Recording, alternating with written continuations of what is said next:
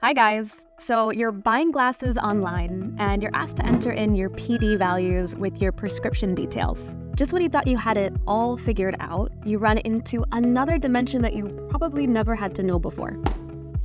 I'm here to break it down to help you understand what it means and why it's important. So all you have to worry about is, well, nothing. So let's get into it.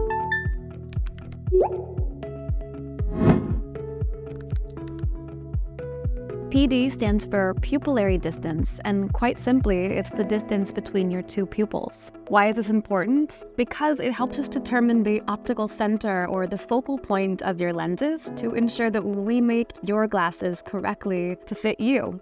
So how can you measure your PD at home? Well, it's actually very easy. All you need is a mirror and a ruler. And if you don't have a millimeter ruler at hand, you can download our free version linked in the comments. You can also grab a friend to help you measure. Standing in front of a mirror, I recommend standing at a distance of about 8 inches or 20 centimeters, and then position a ruler over the bridge of your nose. Line up the 0 with your right pupil. Once centered, cover your right eye. The number directly above your left pupil is your PD. Told you it was easy.